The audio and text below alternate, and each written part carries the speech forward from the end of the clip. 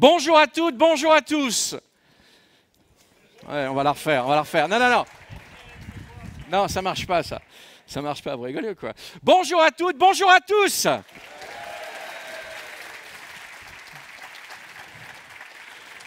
Ça fait tellement plaisir de se retrouver tous ensemble aujourd'hui pour ce Cégide Retail Connection. C'est vraiment un plaisir. Je m'appelle Frédéric Doisan et j'aurai bien le plaisir et l'honneur d'animer cette convention pendant ces 2 jours, tous ensemble ici à Monaco. Voilà. Et tiens, bonjour Nathalie. Hello everyone, bonjour à toutes et tous, bonjour Fred. Et effectivement, soyez les bienvenus pour cette plénière d'ouverture de Cégide Retail Connection, ici à Monaco. Effectivement. Et ne boudons pas notre plaisir de nous retrouver enfin ensemble, pour de vrai, et non plus à distance.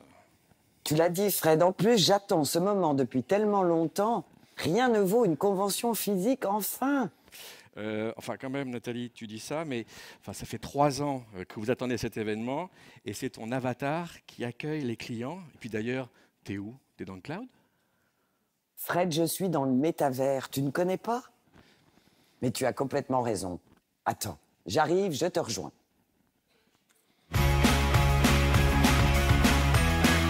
Ouais.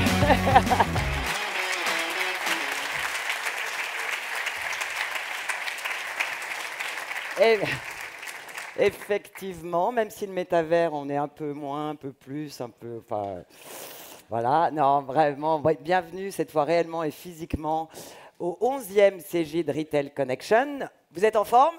Oui. Est-ce qu'on peut mettre de la lumière dans la salle, s'il vous plaît? Qui est à Cégide Connection pour la première fois? Ah ouais. Ah ouais. J'ose une autre question. Qui les a tous faits? Oh, Marie-Hélène, merci. Bon, en tout cas, merci d'être tous là avec nous. Après ces 3 années un peu challengeantes. Oui, c'est le moins qu'on puisse dire. Justement, si on jette un rapide coup d'œil dans le rétroviseur, quel regard portes-tu sur ces 3 années depuis le dernier Cégide Connection, qui était donc en 2019? Quel bilan post-Covid on peut faire? Alors, on va faire un petit bilan, parce qu'effectivement, en quelques mots, je pense qu'on peut être fiers, tous, d'avoir résisté collectivement.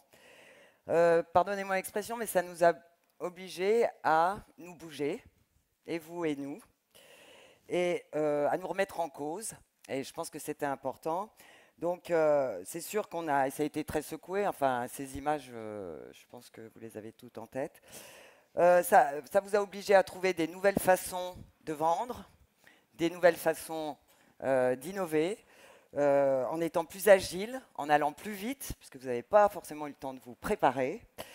Et donc, tout ça dans un climat méga anxiogène. Hein. Quand effectivement, on a des points de vente qui sont fermés, entre autres, c'est difficile. Conclusion, je dirais une prise de conscience collective sur le fait qu'il faut qu'on change le rythme collectivement.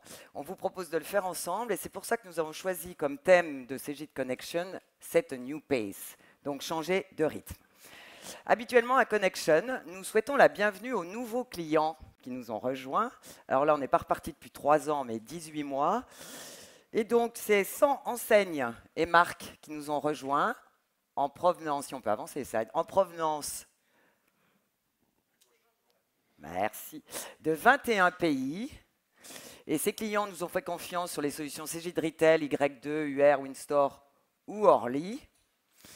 Est-ce qu'on peut rallumer la salle? Qui a vu passer le logo ou une photo d'un de ces magasins? C'est peut-être passé trop vite. Hein. Oh là là, on peut la refaire. Hein. Ouais, oui. Oh non, non, mais si, ils sont là.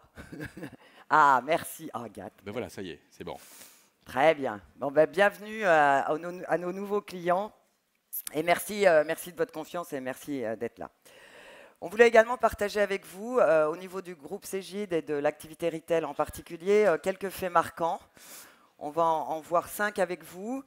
Nous avons, depuis l'arrivée de nos actionnaires Silver Lake et Alta One en 2017, qui ont été rejoints d'ailleurs l'été dernier par KKR, et sous la houlette de notre CEO Pascal, qui est ici présent, on avait lancé un grand plan stratégique autour de Cégide qui devait devenir une cloud company. Et ce plan a été achevé, au-delà des chiffres que vous voyez là. L'idée était que toutes les composantes de l'entreprise se transforment aussi pour fournir des solutions développées pour le cloud, qu'on puisse les supporter dans le cloud, et donc toutes les composantes de l'entreprise. Et je dirais qu'on l'a achevé, ce plan. Enfin, j'espère que Pascal ne nous contredira pas. Deuxième axe stratégique, vous savez que nous sommes très actifs dans les croissances externes. Il y en a d'ailleurs eu 2 la semaine dernière. Je ne sais pas si tout le monde a suivi. Donc, nous avons la société Nautilus qui gère des notes de frais et Wittifit qui fait de la gestion d'enquête des collaborateurs sur la qualité de vie au travail qui nous ont rejoints. On voulait mettre à l'honneur une des acquisitions majeures de l'année dernière qui est Talentsoft. Comme son nom l'indique, c'est une solution en SaaS de gestion des talents. Quoi de plus important que vos talents? Et donc, ça va de l'onboarding, du recrutement, de l'onboarding, de la formation, de la gestion des entretiens, des carrières. Qui d'ailleurs, on va rallumer parce que moi, j'aime bien vous voir, parce que là, je ne vous vois pas du tout. Qui est client Talentsoft? 1, 2, 3, 4, 5, 6, 7, 8, 9. Très bien. Merci d'avoir choisi, comme nous, Talentsoft. Troisièmement, nous sommes donc une cloud company. Vous savez qu'on avait plusieurs data centers dans le monde.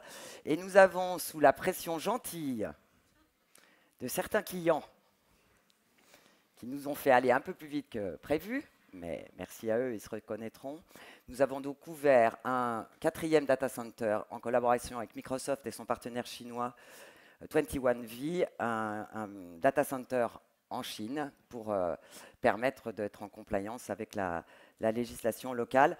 Donc merci à tous les clients qui sont partis dans l'aventure avec nous. Ça a été 9 mois de travail acharné, assez compliqué, mais nous sommes fiers de l'avoir réalisé. Quatrièmement, l'innovation. Donc, je pense que tout le monde connaît Station F. Donc, nous avons décidé en septembre dernier de lancer un grand programme de 9 mois d'incubation qui s'appelle donc CJ Data, j'allais dire Retail, Data Lab. On a donc sélectionné 9 startups autour de la data dans le domaine de RH, de la finance et du retail. Il y en a 3 qui sont typés retail et nous avons voulu leur faire un petit clin d'œil et les inviter à Connection. Donc, vous avez un stand qui est dédié à la station F. Voilà, je vous les laisserai les découvrir. Et enfin, mais c'est juste un teasing à ce stade, nous avons lancé bien sûr une nouvelle suite d'applications collaboratives in-store qui s'appelle CJ Retail Live Store. Mais franchement, je vais laisser mes amis en parler bien mieux que moi, et encore plus spécifiquement d'ailleurs des clients. Voilà pour tout ça. Donc Fred, je propose qu'on passe à autre chose que le passé, parce que ça c'est le passé. Voilà. Donc assez parlé du passé, maintenant place au présent et au futur, si tu veux bien. On va regarder ça en vidéo. We've lived unprecedented times. Uncertain, challenging, disruptive, planet-changing. We believe these times have helped us grow, unite, reinvent, and make more possible. The way we live is changing.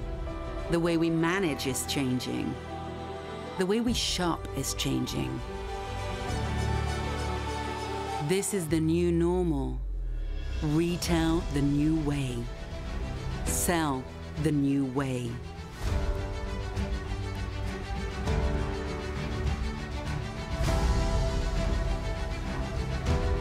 Customer experience the new way.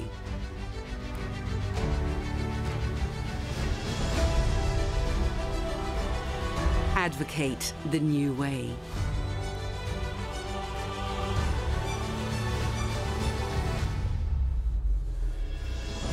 It's now time to accelerate this unified commerce transformation. Set a new pace. Create experiences that have shoppers coming back. Empower retail's heroes, your store associates. Build sustainable advantage with continuous innovation. Guarantee data protection and compliance through better ways to sell and serve, to fulfill, to run your business. This is Cegid. Retail the new way.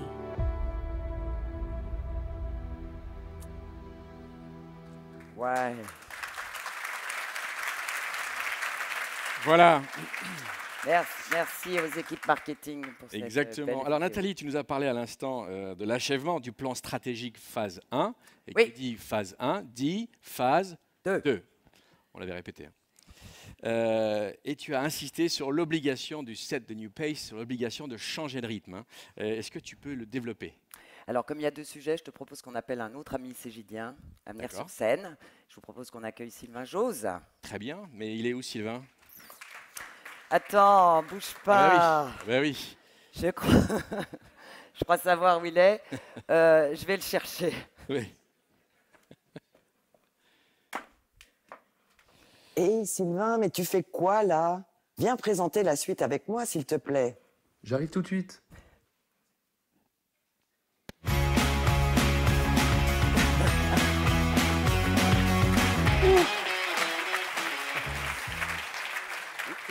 J'aime bien quand il dit j'arrive tout de suite. Ouais. On Sylvain, peut la garder celle-là. On va la garder.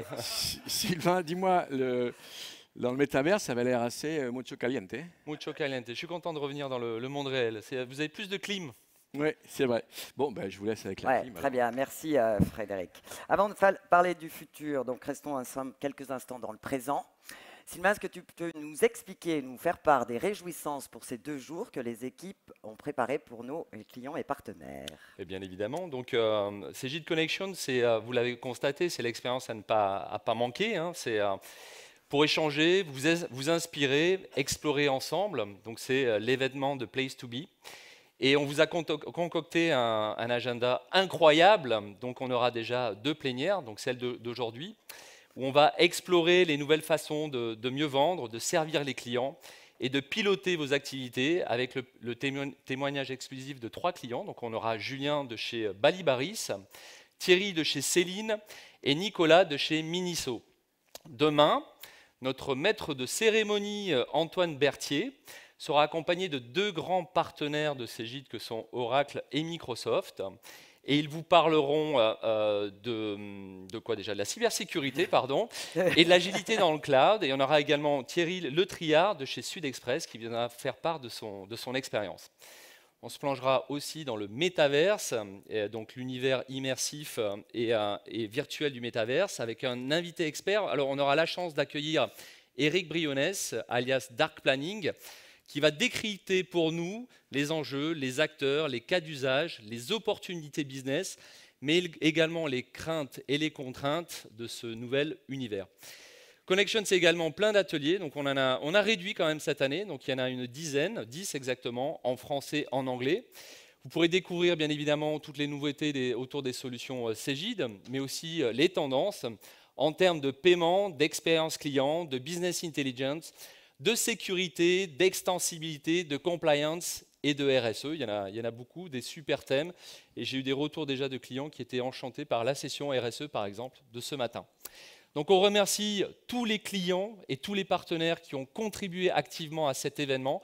Merci parce que sans vous, cet événement ne serait pas Connection. Donc un grand merci à vous tous. Connection, c'est également l'endroit idéal pour networker, pour rencontrer nos partenaires et nos équipes.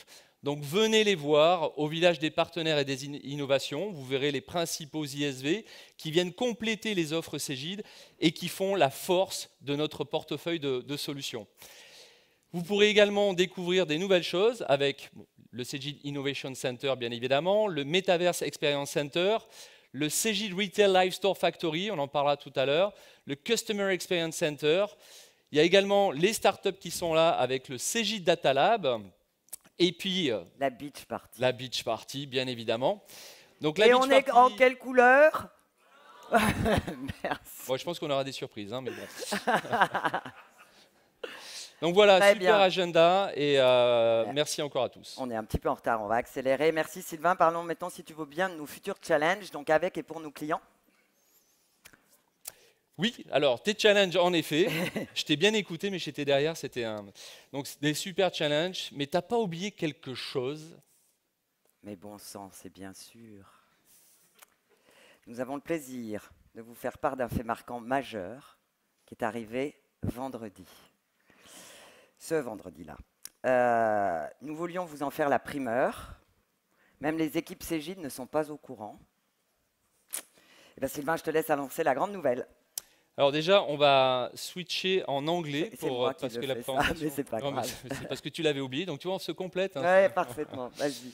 Donc n'hésitez pas à switcher en anglais parce que la présentation sera en anglais et on a l'immense honneur et plaisir de vous annoncer que la famille Cégide va s'agrandir. On a fait l'acquisition donc vendredi dernier d'une superbe société anglaise et on a la joie d'accueillir les fondateurs, les collaborateurs et les clients de la société Store IQ dans la famille Cégide. Donc un grand waouh parce que la famille Cégide s'agrandit. Et donc, nous allons appeler sur scène Amy. Donc, voici Amy, la cofondatrice de Store IQ et la directrice générale. Amy. Hello. Hello Amy, Hello. welcome on board. Thank We are you. very, very happy to be with you. I'm very happy to be here. Hello, everyone. This is a very impressive event. It's a long way from my normal Monday.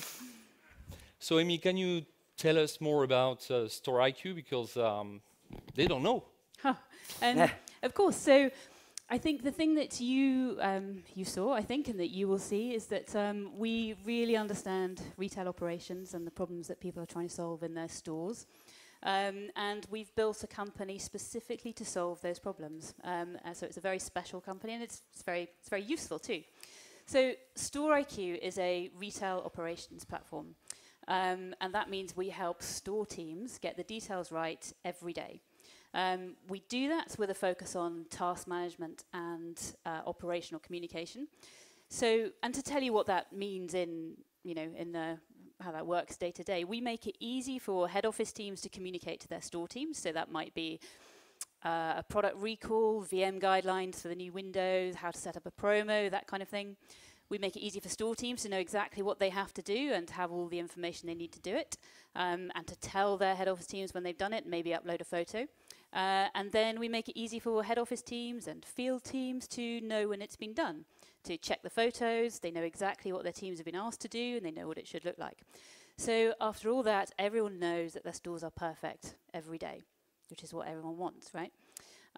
We also support store teams with a set of tools to support and engage them, so mobile learning, news feeds, knowledge base, because retail is about tasks, but not all about tasks. And lastly, we help with what we call activity planning, and that's about quantifying and planning the operational activity that goes into stores. So your store teams have a better chance of getting it right, and it stops your marketing teams landing events on top of stock takes, which I know from experience does happen. So that's what we do. We are based in London, so we only at the moment speak English. But half of our business is outside the UK, and we look after companies all over the world. So we support stores in 55 countries, 24 languages, 15,000 stores. And you can see here some of the brands that we work with. We work with a lot of global fashion brands. We really understand fashion and the difficulties in making product look great day after day after day when you need to deliver an on-brand experience. So we work with some big global brands like Hugo Boss and Superdry and Tommy Hilfiger, Calvin Klein, but also smaller brands. So Lyle & Scott, I think, is there. They have 20 stores. Jack Wills, smaller companies as well. And we work with other types of retailers like pet stores. We work with the biggest pet store chain in America, sports stores, health and wellness stores, coffee boutiques, so Nespresso.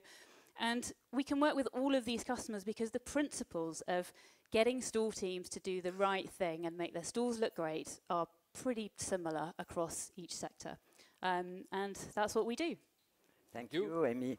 I think it's very easy to understand how we will grow together, what we will bring to each other. As we have explained, the store is key in the retail the new way. So what could be more normal than completing our product portfolio, thanks to you and your team, by offering new tools to improve the employee experience? Thank you. And what will be the next steps? Well, we start work today. We were celebrating last week. We start work today. And I think there are three things that we'll look at over the summer. The first is helping Cégide and customers understand what Store IQ does and the value we bring. Working with store teams to help them understand, store teams, Cégide teams, to help them understand exactly how Store IQ works and what it does. And then lastly, thinking about how we integrate the products, really thinking about the best experience for the store teams and to make sure that everything joins up for them. So thank you, Amy, and I wish us the best for the years to come. And hello to the Store IQ team, because they follow us from London on the live streaming. Hello, guys. Thank you, Amy. Thank you, Amy. Bon, super nouvelle, on est tous très très contents. Et donc bien sûr, Amy, accompagnée de Pipa, qui est au premier rang, qui est en charge de la stratégie produit, seront avec nous pendant cet événement, pendant ces 2 jours. On leur a réservé un espace sur l'Innovation Store avec nos amis de chez Talentsoft, et ils se feront le plaisir de répondre à vos différentes questions. Très bien. Donc, on en était où? Parce que franchement, ça perturbe un peu là. Tout ça, ils sont en train de coller les stickers dans le CJ d'Innovation Store. Donc, on en était où? Ah oui, on en était sur le plan stratégique phase 2. Alors, pourquoi on voulait vous parler de ce plan? Donc, il commence maintenant pour 5 ans. Il s'appelle Forward. Et en fait, l'expérience de nos clients, donc en l'occurrence vous, est au cœur de ce nouveau plan stratégique et donc au cœur de nos préoccupations. Nous souhaitions que votre expérience client soit supérieure, distinctive et mémorable. Quel challenge! Donc, nous sommes prêts à le relever, bien sûr. On n'est déjà pas si mal, mais on a encore des choses à améliorer. Vous nous le dites de temps en temps, mais vous dites aussi quand c'est bien, donc merci pour ça. Et voilà. Donc, nous sommes prêts à le relever. C'est bien sûr un travail de tous les jours, et les chantiers en cours vont se suivre et seront au cœur de nos priorités dans les prochaines années. Alors, vous comprenez que sur la partie Customer Experience, évidemment, ça passe par la culture de l'entreprise et donc de nos collaborateurs. À cela s'ajoute en parallèle de la bonne compréhension de vos attentes, évidemment. Et on va se focaliser sur 3 piliers que sont la relation client, le produit et le Customer Care. Donc, sur la partie relation client, elle doit être simple, elle doit être régulière, et elle doit passer par une communication qui est claire et transparente. Sur la partie produit, nous devons passer d'une one-stop shop offering à une offre beaucoup plus modulaire où tous les modules sont intégrés, intégrables, interopérables. Et le déploiement doit être de plus en plus rapide pour que vous puissiez percevoir la valeur plus vite possible et vos ROI. Bien sûr, automatisation, recommandation, prédiction sont au cœur des produits. On utilisera de plus en plus l'intelligence artificielle et la data. Et même si tous les jours on doit développer de la complexité fonctionnelle ou réglementaire, l'utilisateur, il ne doit pas l'avoir. Et enfin, sur le Customer Care, même si on a beaucoup investi sur le self-care, on ne veut pas que ce soit au final la seule mode de relation entre vous et nous. On veut une relation humaine. Et l'ensemble des collaborateurs du Customer Care, quand ils prennent un incident, ils ont l'obligation de le mener à bien de bout en bout. Voilà les chantiers qui vont nous animer. Alors, on a déjà des choses qui ont été faites concrètement. J'ai le plaisir de vous annoncer que nous avons créé au sein du groupe Cegid une grande équipe de Customer Success Managers. Et nous en avons 5 pour la Business Unit Retail qui sont avec nous. On va commencer par l'Europe et les US pour l'instant. Et ils vont être là pour prendre en compte votre suivi au quotidien sur la bonne adoption du produit et votre satisfaction. Nous avons travaillé beaucoup pendant 18 mois sur la digitalisation des contenus. Et donc, nous avons refait entièrement toutes nos FAQ qui sont disponibles dans le portail Cegid Life. On a refait également toutes les documentations de l'ensemble des produits Cegid Retail qui sont maintenant disponibles en français et en anglais, online et avec un moteur de recherche performant pour vous permettre de trouver l'information directement. Et pour finir, nous avons développé plus de 30 parcours digitaux de formation autour de Cegid Retail Y2. Et j'ai le plaisir de vous annoncer que nous souhaitons vous offrir pour 5 apprenants par société l'ensemble des modules de e-learning. Et donc, si vous êtes intéressé, c'est for free. Vous pouvez vous inscrire directement dans l'espace Customer Experience. Je trouvais dommage de ne pas vous mettre à disposition l'ensemble des outils qu'on met à votre service. Voilà pour le plan. Ah oui, dernière chose, je pense que vous êtes d'accord avec moi pour dire que Cegid Connection, c'est aussi un bon vecteur de l'amélioration de l'expérience client. Vous savez, ce qui fait le plus plaisir aux équipes Cegid, c'est de voir 2 clients ou plus ensemble, en train de discuter d'une problématique et de s'aider entre eux et de trouver la solution, puisque tout le monde a un peu les mêmes problématiques. Et puis, sans oublier, merci, il est en face de moi, vous avez aussi la chance d'avoir une association indépendante d'utilisateurs qui s'appelle Cegid Retail Club. Merci au président et aux membres du bureau d'être là avec nous et d'être à nos côtés pour nous faire bouger et faire en sorte que tout ça s'améliore. Voici, mon cher Sylvain, on parle de set new pace. Nous sommes très très en retard et il nous reste 18 secondes. C'est ce que donc, j'ai il y a un gros problème. Non, on a un très très gros de problème. 18 secondes, c'est pas la même chose. Donc je vais faire set de new pace et accélérer le rythme. On va vous prouver qu'on arrive à s'adapter. Donc set new pace, c'est quoi? En fait, ça image la mutation de Cegid. Nous aussi, on a muté, on s'adapte à votre rythme, on suit ce new pace. Donc c'est la vitesse, on en a parlé, l'agilité, c'est l'alignement avec les nouvelles tendances du retail. Et la mission de Cegid, notre mission, c'est de vous mettre à disposition des solutions agiles et rapides à mettre en œuvre. C'est de disposer toujours plus rapidement de mises à jour, d'innovation, de pouvoir informer vos clients, les consommateurs, mais également les collaborateurs en magasin, de pouvoir former rapidement les équipes, c'est fini l'époque où on mettait des jours et des jours à former les collaborateurs en magasin, et de pouvoir aussi se dépanner quasi instantanément. Donc à tous les étages de l'entreprise, on a muté, bon, ça ne se voit pas sur nous, mais ça se voit dans l'entreprise. On est passé en mode CI/CD, donc CI/CD, Continuous Integration, Continuous Development, on pourrait même parler d'innovation continue et de déploiement continu. Et la preuve, c'est Cegid Live Store. Maintenant, on passe d'un cycle à 12 mois à 1 mois pour développer des fonctionnalités. Et lors de cet événement, on veut faire encore mieux. On va vous prouver qu'on est capable de développer des nouvelles fonctionnalités en l'espace de 24 heures. Donc on a accéléré à tous les étages de l'entreprise. On a parlé du CI/CD, la documentation, les FAQ, le e-learning, toute l'extensibilité qu'on vous propose. Et tout ça pourquoi? Pour répondre plus rapidement à vos challenges. Donc on veut s'aligner à cela. Et tout ça, par contre, sans remettre en question, en cause les fondamentaux qui font Cegid, qui sont la transparence, la qualité des livrables, l'international, le SaaS et la sécurité. Très bien, merci, tu l'as fait avec agilité. C'est de New Pace. Bravo, 18 secondes. On peut l'applaudir. C'est chaud, hein? Merci en tout cas pour ces beaux challenges et encore une fois, bienvenue à Store IQ. Vous avez souhaité aussi qu'un expert vienne présenter les nouvelles tendances du retail. C'est tout à fait ça. Et donc, je ne sais pas si c'est moi qui l'annonce. Non, ça sera moi, mais si ça tu veux sera le faire, toi. vas-y. Non, mais il n'y a pas de problème.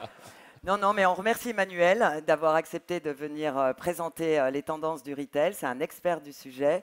J'espère que vous serez complètement intéressés par ce que je n'en doute pas, en tout cas, une seconde. Il n'y a aucun doute. Donc, Encore une fois, merci beaucoup Nathalie, merci beaucoup Sylvain.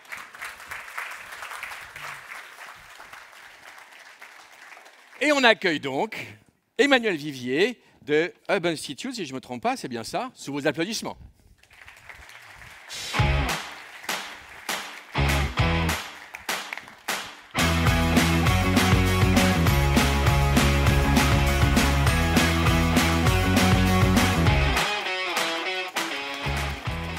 Bonjour à tous et à toutes. Ravi d'être avec vous, effectivement, pour moi, pas dans le métaverse, mais bien ici sur scène. On va faire un petit tour à la fois de vos challenges, mais aussi de toutes les nouvelles opportunités qui s'offrent à vous, que ce soit d'ailleurs en e-commerce ou en retail. D'ailleurs, je ne sais plus si à terme, on ne dira pas juste le commerce. Ce qui est sûr, c'est qu'il y a beaucoup de choses. Je vais essayer de synthétiser tout ça.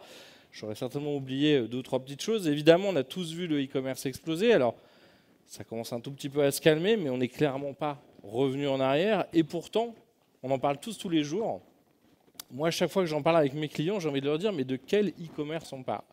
Parce que finalement, entre les marketplaces, entre le direct-to-consumer, entre la seconde main, entre la location, entre l'abonnement, entre l'affiliation, entre les influenceurs, enfin, il y a tellement de nouvelles possibilités. Évidemment, l'idée, c'est pas tout faire, mais c'est quand même de s'interroger sur chacune de ces possibilités et de se dire finalement où est-ce qu'on doit aller, qu'est-ce qui compte dans ma consumer journey, ou finalement où est-ce que je suis capable d'être le plus fort ou de faire un quick win.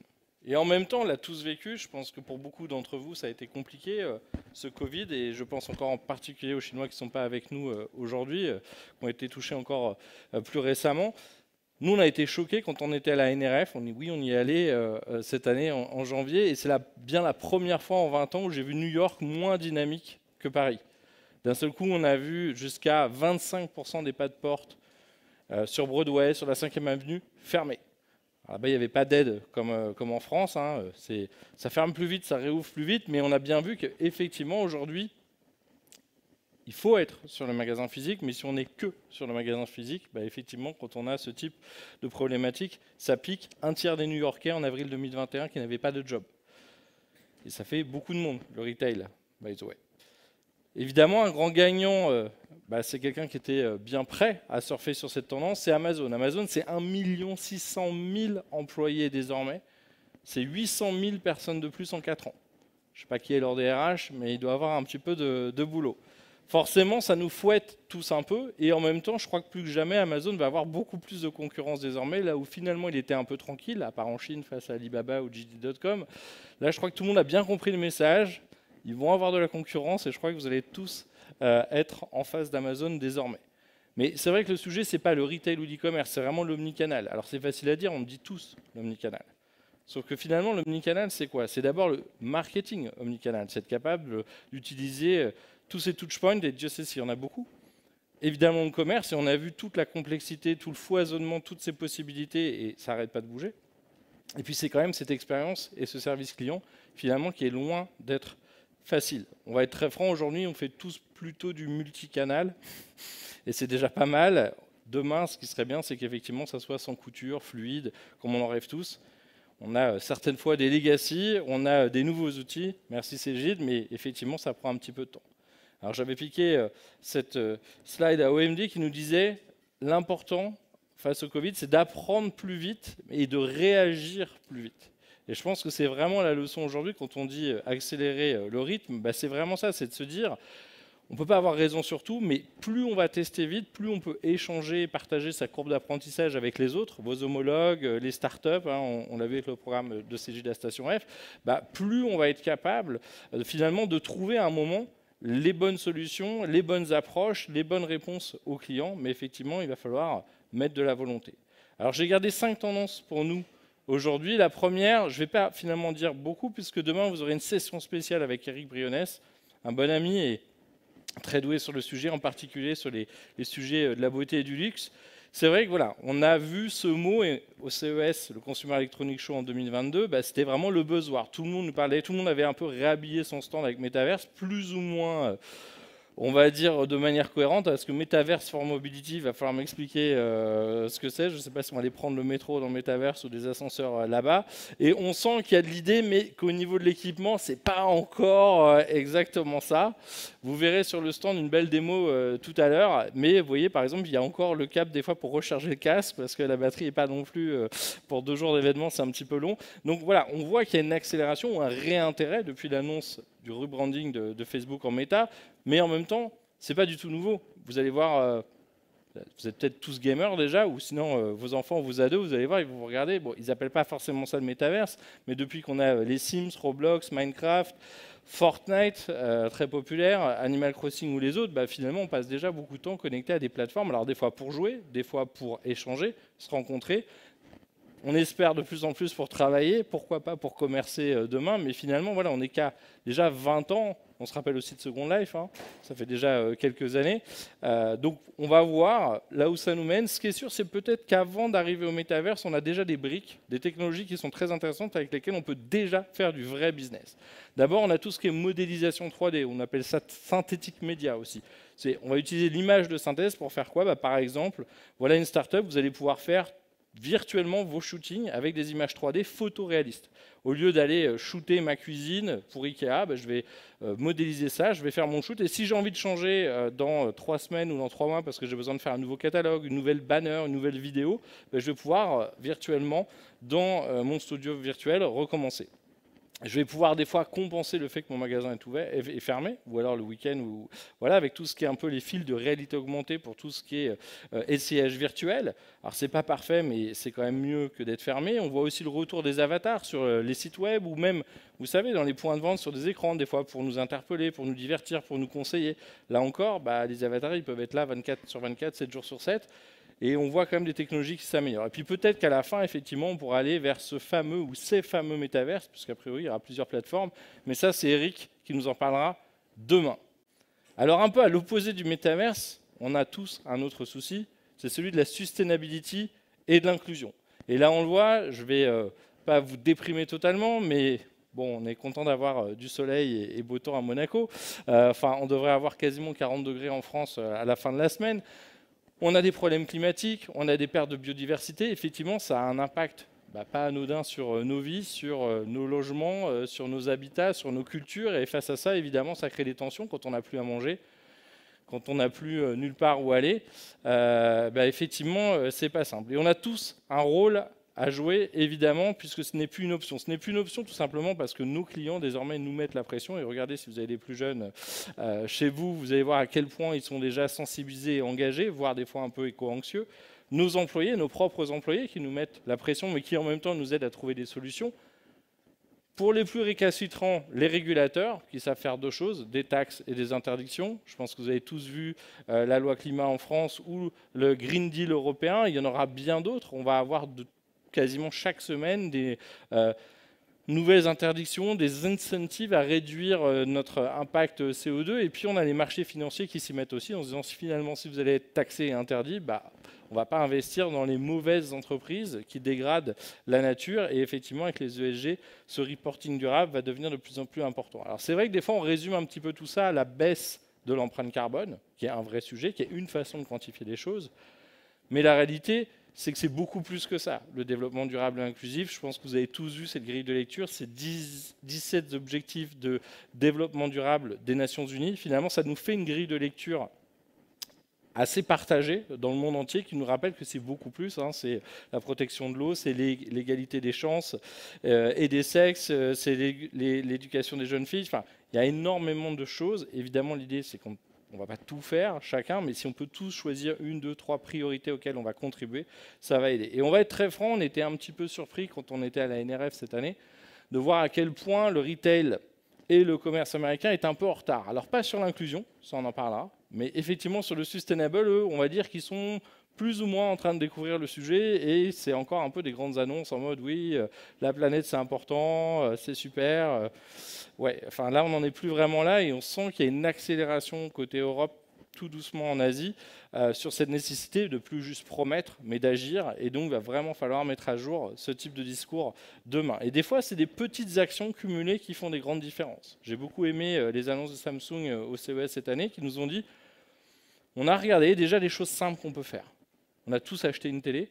Finalement, la télé, dès qu'elle arrive, on la déballe, on jette le carton. Ils se sont dit à quoi ça sert d'imprimer un carton en quadrichromie, vernis, etc., avec des super agrafes, vu qu'on va tout jeter. Donc désormais, c'est juste un simple carton. Il n'y a plus d'agrafes, il n'y a plus de quadrichromie. Et déjà, ça, c'est énorme en termes d'impact, vu le volume de télé. Mais ils se sont dit aussi, on galère tous avec nos piles et notre télécommande. Finalement, ça fait des millions, voire des dizaines de millions de piles qui sont jetées dans la nature chaque année. On va mettre un petit panneau solaire dans toute notre télécommande. Vous voyez, des fois, ce n'est pas de faire des grands discours sur la planète, c'est de trouver des petites actions simples dans tout le cycle de vie de votre produit en disant dès la conception ou dans le recyclage ou dans ce qui se passe après, parce qu'il aurait pu dire les cartons, une fois qu'on les a vendus, c'est plus notre problème. Non, ça reste un problème. Ça peut être aussi redécouvrir tout un tas de matières où on va peut-être utiliser moins de cuir ou moins de plastique. Et là, on voit d'un seul coup, on redécouvre plein de matières qu'on avait un petit peu oubliées parce que c'est vrai que le plastique, c'est fantastique, mais ça pollue aussi beaucoup les océans. Et on voit que certaines marques vont beaucoup plus loin. Et effectivement, Patagonia nous a montré un petit peu la voie. C'est finalement dans la culture même, dans l'ADN, dans toutes les pratiques, on va essayer de réduire, de réparer, de recycler, de réinventer les produits. Et pour info, ils sont en croissance depuis 10 à 15 ans. Ils font plus d'1 milliard de chiffre d'affaires. Donc ça montre qu'on peut investir. Ça coûte de l'argent à court terme, mais que c'est rentable de faire du sustainable commerce. Et j'aime beaucoup... Alors j'ai mis Kerim, j'aurais pu en mettre d'autres dans le luxe. C'est finalement cette nécessité de revoir, vous voyez le cercle à gauche, l'entièreté de sa chaîne de valeur, depuis le sourcing, la production, le transport, la fabrication, l'énergie, la distribution, le packaging, etc. Et commencer à identifier finalement là où on doit faire mieux, là où on est obligé d'ailleurs de plus en plus, et là où on nous attend. Parce que finalement, si on n'a pas ce plan de combat, encore une fois, on va arriver avec des grandes promesses et ça ne sera pas très clair. Alors sur l'inclusion, c'est un peu le contraire, il y a encore beaucoup à faire partout dans le monde, mais on sent qu'il y a un peu une sensibilité plus ancienne aux États-Unis, un petit peu moins en Asie, mais c'est en train d'arriver. Effectivement, la lutte contre le sexisme, contre le racisme, le soutien des LGBT, Des inégalités sur le handicap, on est encore très en retard. Allez à Paris, 3 stations de métro qui sont accessibles aux handicapés. Avec ça, on ne va pas aller faire beaucoup de shopping. Donc on voit qu'il y a une attente de justice sociale autour de la diversité, de l'équité, de l'inclusion. Et donc, d'un seul coup, là encore, on peut faire plein de grandes promesses ou des fois, on peut faire des petites actions toutes simples. Si vous allez chez Nike ou Victoria's Secret, d'un seul coup, c'est aussi simple que de changer les mannequins avec une plus grande variété en termes de morphologie. Ce n'est pas beaucoup plus compliqué que ça, de temps en temps, de reconnaître la diversité de ses clients. Ou alors, on peut prendre l'option technique. Avec La La Land, vous allez pouvoir générer des modèles pour vos shootings photos virtuels, de la mensuration, de la couleur et du sexe ou de l'âge que vous voulez. Donc là, vous n'aurez plus d'excuses de nous dire « oui, mais les agences de mannequins… Non, en fait, désormais, si on veut, on peut. Charge encore tout simplement aux décideurs d'avoir compris ce sujet et de vouloir y aller.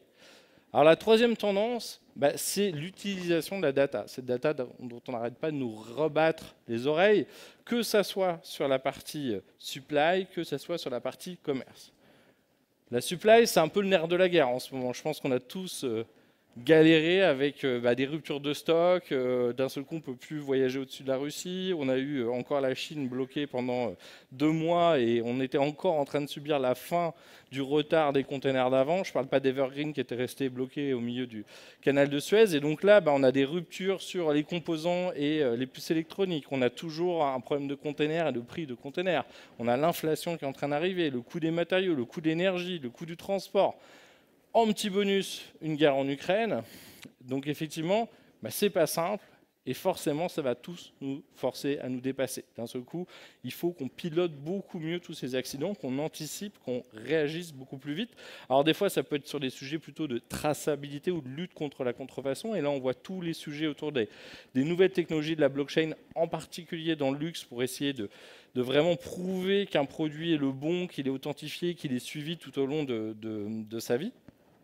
Mais la réalité aussi, c'est, on va dire, l'innovation dans les entrepôts. On se rappelle au tout début, c'était l'arrivée des codes barres, des palettes, des containers, des Fenwick. Ça nous a déjà permis de gagner en efficacité, mais enfin, c'était un peu les années 80. On se rappelle d'Amazon qui avait secoué un petit peu le marché avec ses robots. Ils avaient acheté Kiva Robotics, qui est devenu Amazon, puis d'un seul coup, plein d'autres entreprises concurrentes ont fait la même chose. D'autres ont fait le choix d'automatiser des entrepôts énormes. Ça marche, mais c'est très coûteux. Et ce n'est pas très flexible. On sait tous, le commerce, le problème, c'est qu'entre Noël et le reste de l'année, il y a toujours des pics et c'est très difficile d'adapter, encore plus quand on voit les contraintes en ce moment. Et finalement, on arrive un peu à une quatrième, on va dire, époque avec l'arrivée des micro-fulfillment centers. Donc là où avant, on avait des entrepôts où il fallait beaucoup d'espace pour laisser les Fenwick, laisser passer les humains passer, là, on va vraiment pouvoir comprimer la surface. On va séparer l'espace où sont les humains et l'espace où sont les robots. On va pouvoir faire comme un Lego, finalement, pour pouvoir aller disposer les produits. C'est des petits robots, donc on va dire, via un espace, tout simplement, mettre les produits. C'est les robots qui vont aller les stocker, qui savent d'ailleurs où c'est, avec de l'intelligence artificielle, et qui vont être capables de ramener les commandes le plus rapidement possible. Évidemment, ça change quoi ? Ça change que d'un seul coup, on peut être plus efficace, plus rapide, plus rentable. Et donc, quand on commence à nous parler du fait que la livraison, en une journée, c'est même plus assez, puisque là, on n'est même plus à 1 heure, on est quasiment à 10 minutes. Quand on commence à avoir des nouvelles façons de vendre, des vending machines, le click and collect, qu'on appelle le drive en France, Walmart qui est en train de tester des casiers sécurisés, qui s'appelle Home Valley, pour pouvoir finalement vous livrer peut-être à 5 heures du matin et sécuriser vos produits, avec d'ailleurs un espace frais à l'intérieur. Donc ça évite de repasser, on peut optimiser le parcours de livraison. Amazon Prime, maintenant, avec Amazon Key, qui depuis 2-3 ans essaie de vous proposer de vous livrer dans la maison, tout le monde n'est pas hyper chaud, dans le garage ou dans votre voiture. Donc vous changez votre serrure avec une caméra. Donc là encore, c'est une façon... maintenant, ils ont les clés de chez vous. Et puis, là, d'un seul coup, c'est le quick commerce qui arrive. Alors, avec beaucoup de cash et beaucoup de tentatives, on va voir qui restera à la fin et qui sera rentable. Mais en tout cas, on a vu Deliveroo, on a vu Estée Lauder faire des tests, par exemple, avec Uber Eats. Qui aurait imaginé ce type de catégorie, tester les choses. On a Cajoo, on a Gorillaz, mais il y en a tellement plus. Dans chaque pays, il y a énormément. Évidemment, en Chine, on a Ele.me ou Meituan ou plein d'autres, mais on voit que d'un seul coup, on est en train de nous promettre quasiment une livraison en 10 minutes, ce qui nous paraît juste dingue. Je ne suis pas toujours sûr qu'on en ait réellement besoin, mais en tout cas, évidemment, ça va faire bouger les attentes clients. Quand on est dans le premium ou dans le luxe, si on dit qu'on est mieux que le mainstream, si le mainstream c'est ça, il va falloir réfléchir effectivement à qu'est-ce qu'on promet. Peut-être pas que de la vitesse, peut-être de la qualité aussi, mais en tout cas, il va falloir se poser des choses. On voit qu'il y a d'autres options. Ça peut être par exemple les lockers, pour pouvoir retirer des produits à la gare, ou tout simplement après les heures d'ouverture des magasins. Donc là aussi, on essaie de fluidifier, d'enlever toutes ces frictions qui nous freinent dans le commerce. Et puis, ça accélère très fort. On a tous entendu parler de la livraison par drone. Ça nous a tous fait un petit peu rigoler. On va être franc. En disant, oui, un jour. Mais là, c'est plus un jour. Ça y est, Walmart, que je suis passé voir il n'y a pas très longtemps, viennent d'annoncer le lancement de la livraison par drone autour de 34 de leurs magasins en 2022. Ils vont pouvoir livrer 4 millions de ménages, et ce n'est pas un test. Ça y est, ça sort, ils ont une filiale, ça s'appelle DroneUp. Là, ils étaient limités encore par la régulation. Ils devaient pouvoir regarder les drones à vue, c'était un peu compliqué quand même au niveau rentabilité. C'est plus qu'à ça y est, c'est en train de sortir, et en gros, un opérateur va pouvoir gérer 10, 15, 20 drones. En gros, il va être là au cas où il y a un problème. En même temps, la semaine d'après, ils viennent de nous annoncer une annonce avec Gatik. Gatik, c'est des camions autonomes. Il y a 21 États aux États-Unis où vous en avez le droit de rouler sur la route avec des camions autonomes. Là, c'est la première fois qu'on va avoir un camion entre des gros entrepôts et des hyper, donc pas jusqu'au client final, qui vont être sur la route et qui vont transporter des choses. Gatik nous promet quasiment 40% d'économie sur le coût du chauffeur, et accessoirement, il n'y a plus assez de chauffeurs aux États-Unis. À côté de ça, on a Waymo, mais on a tout un tas d'entreprises qui sont en train de se lancer sur le transport autonome, pas juste de particuliers, mais de fret. Et puis, on a la livraison du dernier kilomètre. C'est la 3e génération de Nuro. Donc le drone, voilà, maintenant, il a carrément, vous voyez, un petit airbag pour les piétons. Parce qu'au début, on essaie juste que ça marche. Après, on essaie de ne pas tuer les gens. Ça, c'est la version un peu américaine du business. C'est... Voilà, move fast and break things. Et là, effectivement, je ne sais pas si vous avez vu, mais Amazon a une nouvelle filiale qui s'appelle Zoox. Et donc, c'est des navettes autonomes. Imaginez demain un pop-up store autonome, demain un magasin, demain quelqu'un qui vient vous proposer, je ne sais pas, tiens, je vais refaire mon costume, on va prendre mes mesures pendant mon déplacement.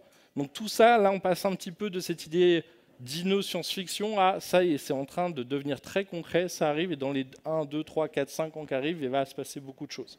Il y en a même qui nous prédisent que d'ici 2030, 35% de la livraison retail sera opérée par drone. Je ne suis pas encore convaincu sur la deadline, mais en tout cas, eux pensent que ça va changer énormément les choses, évidemment, sur le coût de livraison et sur les acteurs de la livraison. Alors, on a aussi la personnalisation avec la data. C'est pas nouveau, la personnalisation, même dans la mode. Quand on allait à New York dès 2019, on avait Nike, Converse, Levi's qui vous proposaient d'aller customiser votre jean ou votre paire de chaussures. Et puis, tout le monde s'y est mis.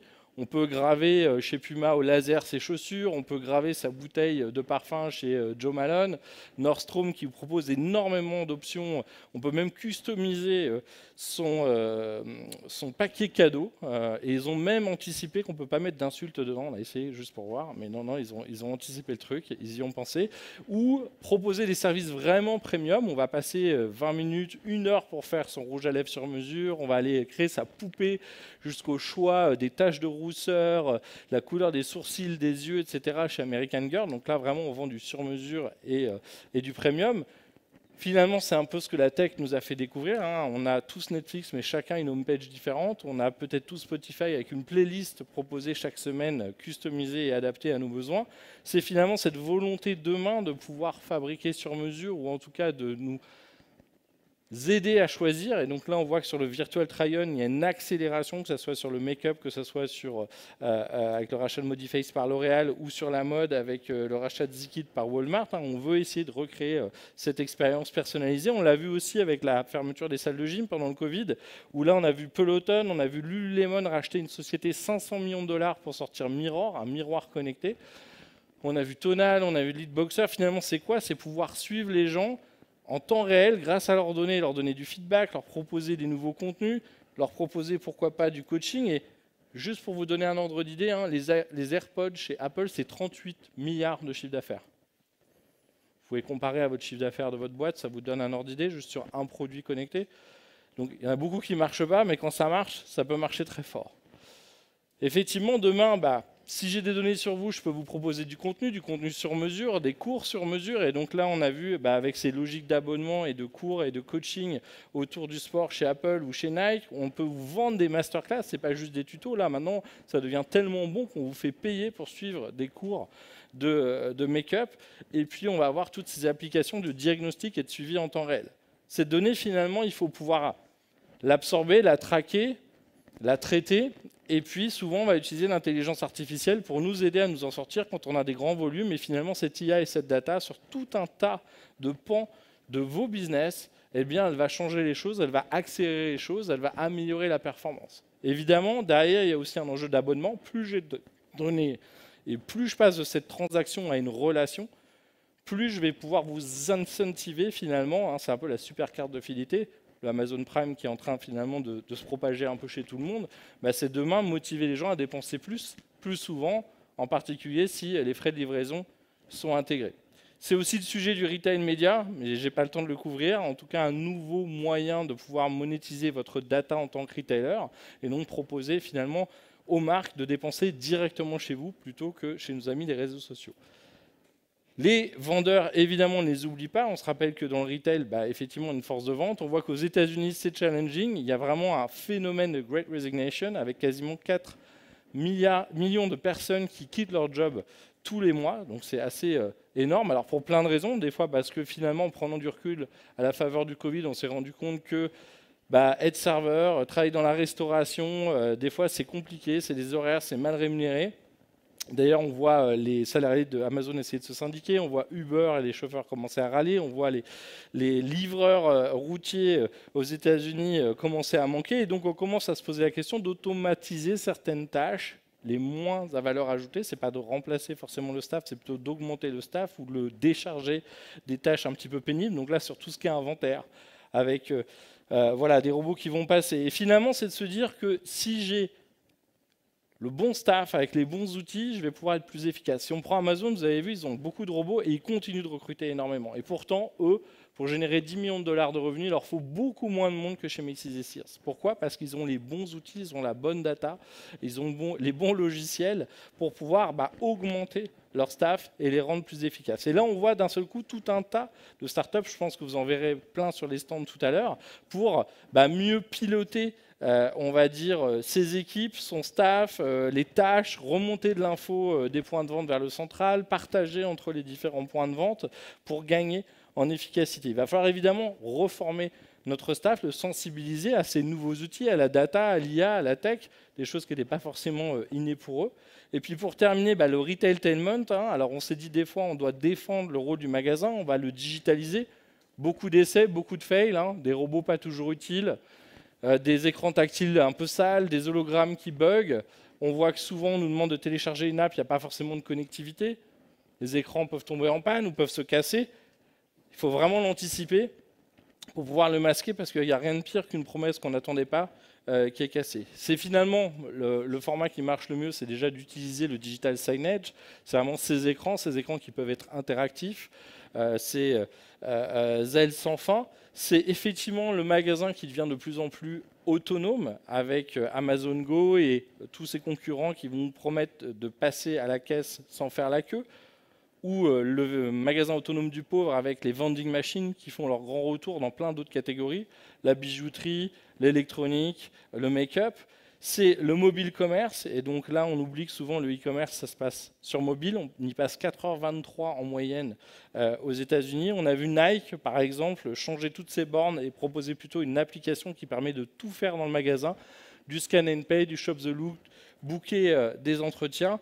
On voit certaines marques comme Tesla ou comme Starbucks faire des grands efforts en termes d'interface pour réellement proposer une expérience e-commerce supérieure. Starbucks a plus de cash sur sa carte de paiement et de fidélité que Apple Pay aux États-Unis. C'est assez dingue. Et chez Tesla, on peut commander une voiture en moins de 3 minutes sur l'application mobile.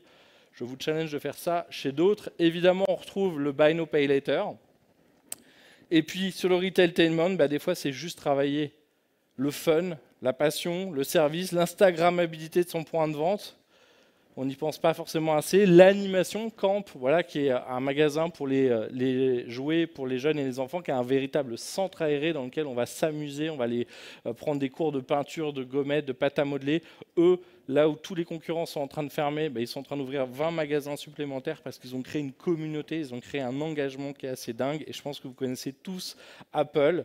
30 pays, 500 magasins, 600 000 sessions de Today at Apple. Vous savez, ces concerts, ces cours, ces intervenants inspirants, 5 millions de participants. Je pense qu'Apple, qui est pourtant le roi de la tech, nous rappelle tous les jours à quel point le point de vente est important. Mais il faut vraiment y investir, que ce soit dans le contenant, le design, dans le service et dans le contenu.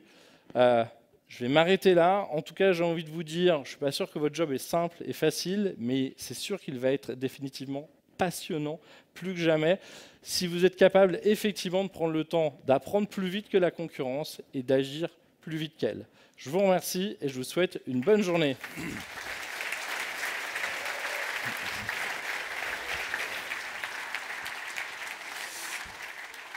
Merci beaucoup Emmanuel, c'est impressionnant, ça peut donner le tournis. Commander une Tesla en 3 minutes. Bon, après vous êtes livré en 2024. Par contre, je voudrais juste préciser une chose. Alors oui, juste un point, je voudrais quand même juste saluer les traductions, parce que là, ça n'a pas dû être facile. Donc on peut les applaudir, parce que franchement... Et on m'a donné une information pour les traductions, justement. On vous a offert des AirPods, donc vous faites partie des chiffres d'affaires d'Apple, presque. Donc ça marche, il fallait juste les recharger. Donc pour demain, pensez à les recharger, mais ça fonctionne, ne vous inquiétez pas. Allez, donc toutes ces innovations, on l'a vu, ces tendances retail, c'est même plus des innovations, hein, ça existe.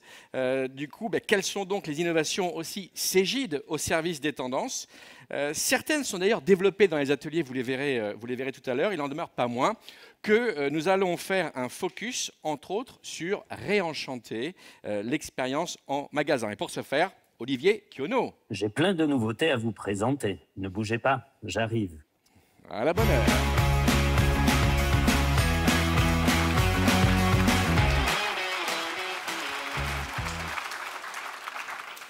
Je ne sais pas ce que vous faites tous dans le métaverse, là, mais ça a l'air sympa. Hein. Par contre, à la montagne, il fait plus frais. Hein. Ah oui, ça, je veux bien le croire. Comment ça va, Olivier? Je suis ravi d'être là en vrai, déjà. Ravi. Parfait. Alors, d'autant que si je me souviens bien, la dernière fois qu'on a été d'ailleurs sur scène, c'était en 2019, c'était à Madrid. Et puis, voilà, on a cette magnifique photo de cette caisse enregistreuse. Peut-être que certaines et certains d'entre vous se souviennent. On avait fait un bond dans le passé. Puis je me souviens aussi tout particulièrement ce sketch sur la relation, enfin ce sketch, ce jeu que vous aviez eu autour de la relation client un peu à l'ancienne. Je dois vous dire que c'était vraiment, comme on dit en chinois, a piece of art. Et je m'étonne d'ailleurs que vous n'ayez pas encore été contacté par des impresarios. Je dois avouer, Frédéric, j'ai eu des propositions, mais au final, je suis resté fidèle à Cegid. Donc, je suis toujours là et ravi. Et donc, pendant ces 3 années compliquées, on a continué à innover au service de nos clients et c'est ce qu'on va essayer de voir maintenant. Exactement. Et pour ce faire, donc, on va se projeter dans la nouvelle réalité avec une application mobile qui vient d'être lancée, Cegid Retail Live Store, et qui transforme littéralement l'expérience client. Exactement. Je te propose peut-être qu'on plante le décor? Allez. Allons-y. Alors, tout d'abord, ce sont des clients qui vont nous en parler. Certains sont dans la salle. On les écoute? Allez, on regarde.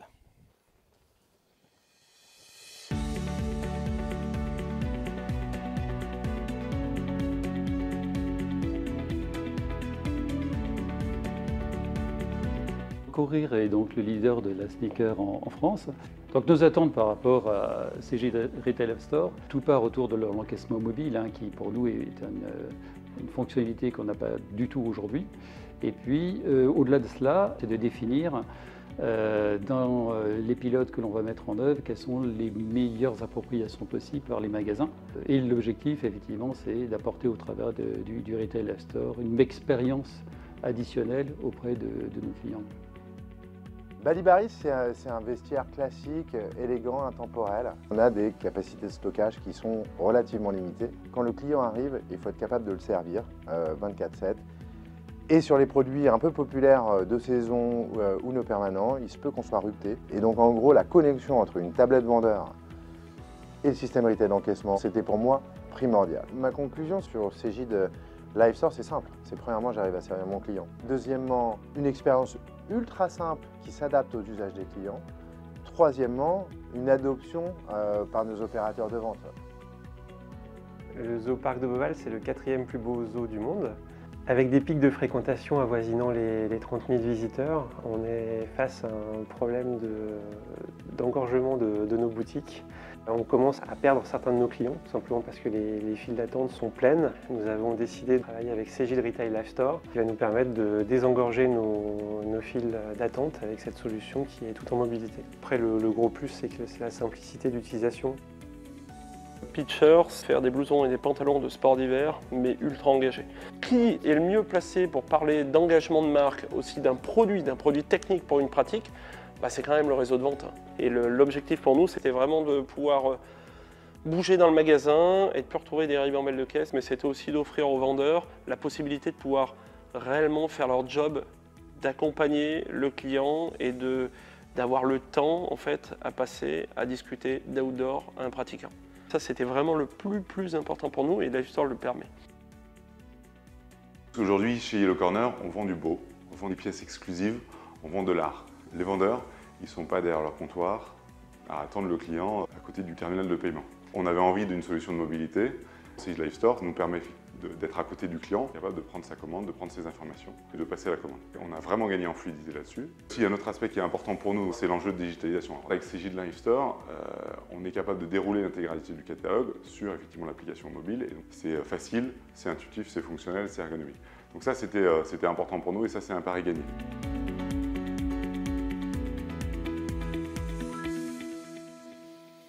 Voilà, Cegid Retail Live Store, c'est impressionnant. Si vous deviez le résumer, en quelques lignes, quelques mots, quelques phrases, ça serait quoi? Tu me vous vois maintenant, c'est nouveau. Oui, c'est vrai, tu as raison. Donc, pendant le premier confinement, en fait, on a mis à profit cette période pour faire une analyse détaillée du positionnement de nos offres et on s'est posé la question comment accompagner nos clients sur les 10 années à venir dans la gestion des opérations magasins.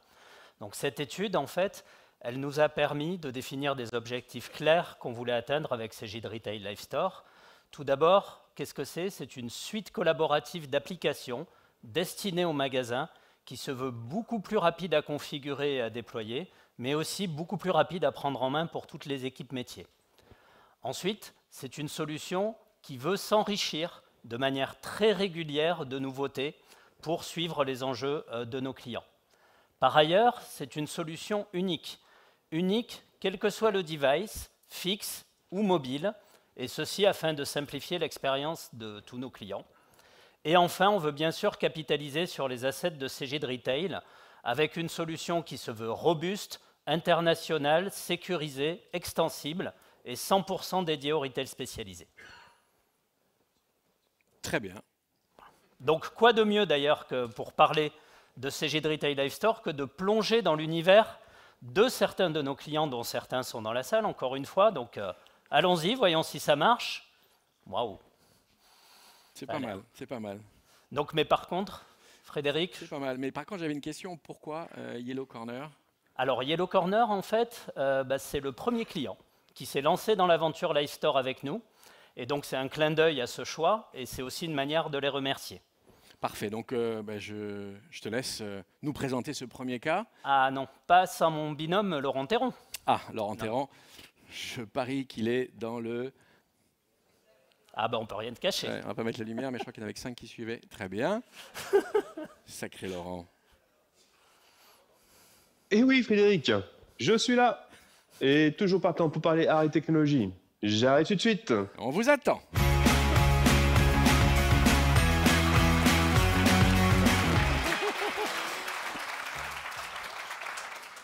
À vous de jouer. Bonjour monsieur. Bonjour monsieur Cuno. Ravi de vous revoir. Qu'est-ce que je peux faire pour vous? Alors je vous explique, on a déménagé pour un nouvel appartement face à la montagne, une vue magnifique, il est plus grand et on veut continuer à le décorer avec les photos de Yellow Corner. Alors effectivement, en plus d'être un très bon client et fidèle à Yellow Corner, ce que je me rends compte, c'est que vous êtes un véritable fan d'André Monet. Vous avez carrément toute sa collection. Alors, peut-être pas toutes, je la connais pas toutes, mais effectivement, son style inspiré d'Andy Warhol nous fascine complètement. Alors, moi, du coup, pour votre nouvel appartement, ce que je peux vous proposer, on peut soit partir sur des nouvelles photographies, hein, j'en ai plein de magnifiques à vous proposer dans cette galerie, ou bien on peut aussi rester dans le style André Monet, et ça tombe plutôt bien, puisqu'on vient de référencer sa dernière œuvre d'art, qui est le portrait de Kate Moss. Qu'est-ce que vous en pensez? Ah, Kate Moss, je pense que ça irait bien dans le futur salon, là, ça devrait être plutôt pas mal. Ah, moi je suis tout à fait d'accord avec vous, et d'ailleurs, ce que je peux vous proposer, c'est qu'on regarde ensemble à quoi ça ressemblerait si nous mettions ce portrait au-dessus de votre canapé dans votre nouveau salon. Regardez la réalisation et vous allez me dire si cela vous plaît. Ah mais c'est magnifique, c'est tout à fait ça. Et je pense que ce serait bien si vous l'aviez en format 200 par 150 avec un fond alu et un verre acrylique. Vous avez ça? Alors là, attention, on parle du format 200 par 150 et c'est le format ce qu'on appelle d'exception. Donc on n'a que 50 tirages qui sont disponibles, répartis partout dans le monde. Et malheureusement, ce que je me rends compte, la seule finition qui va me rester, c'est la finition mat. Alors une finition mat à côté de la fenêtre pour les reflets, c'est peut-être bien. Oui, non, ça peut aller. Moi, je pense que ça va tout à fait coller. Et donc du coup, par contre, je suis un peu embêté, c'est que je n'ai pas le stock qui est disponible dans ma galerie. Ah, comment on fait? Il n'y a aucun problème. On va passer commande ensemble. Et derrière, je pourrais soit vous livrer directement chez vous, ou bien dans ma propre galerie, ou encore dans une autre galerie de Yellow Corner. Non, mais livrez-moi chez moi, c'est parfait. Écoutez, dans ce cas-là, génial. On va juste vérifier ensemble vos coordonnées, être sûr qu'elles sont toujours bien à jour. Vous habitez bien toujours à Montagneux et votre numéro, c'est bien le 07 87 10 10 70. C'est tout à fait ça. C'est tout à fait ça, c'est juste. Eh bien, c'est parfait. Eh bien, il me reste juste maintenant à payer la totalité. 3 710 € quand même. C'est Kate Moss quand même. Hein. Oui, mais bon, d'accord. Non, mais écoutez, dans ce cas-là, moi, ce que je peux vous proposer, c'est de payer en plusieurs fois. Ah oui, ça je veux bien. En 3 fois, c'est possible? Alors là, aucun problème. C'est maintenant très facile de gérer le paiement en plusieurs fois. Et j'ai juste à spécifier le split que vous souhaitez. Vous envoyez un petit SMS et vous allez recevoir un lien qui va vous permettre en fait de compléter les informations et de valider votre premier paiement. Effectivement, je vois ça. Non, mais ça m'a l'air pas mal. Donc c'est parti et c'est fait. Mais c'est super simple. Génial. Je vous confirme, ça nous change radicalement la vie en magasin. Et pour terminer, j'ai juste besoin de savoir si vous préférez que je vous imprime directement la facture au format papier ou tout simplement je vous l'envoie en dématérialisé sur votre adresse email. Donc bon, on va faire des petites actions sympas, on va éviter d'utiliser des arbres, donc je veux bien un email. Je vous suis complètement, monsieur Queneau. Et puis du coup, je vous envoie ça par email. Vous allez le recevoir directement sur votre boîte. Et je vous remercie énormément pour votre visite et je vous dis à très bientôt. À très bientôt, merci. Merci beaucoup, messieurs.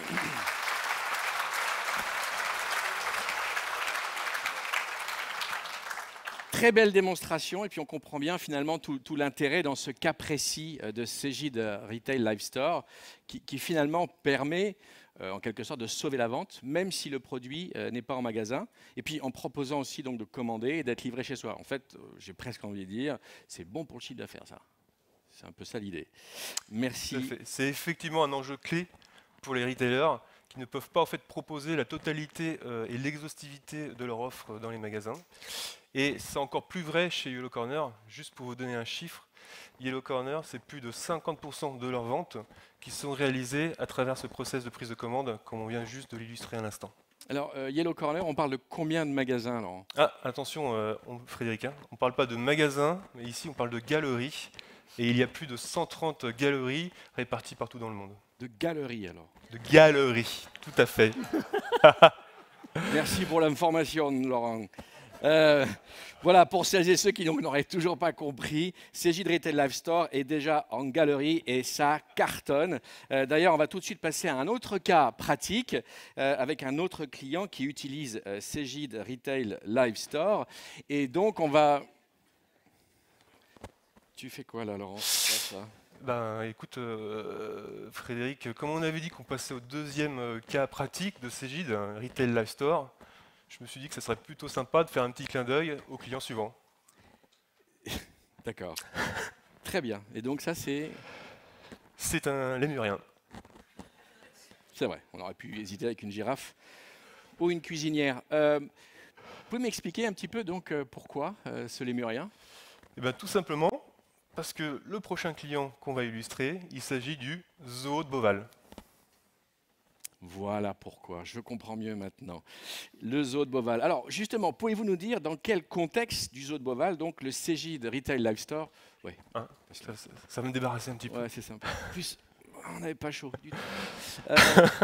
Est-ce que tu peux nous expliquer donc dans ce cas précis, donc le Cegid Retail Live Store, comment ça fonctionne et en quoi ça aide finalement le zoo de Beauval? Alors on l'a entendu dans la vidéo, hein.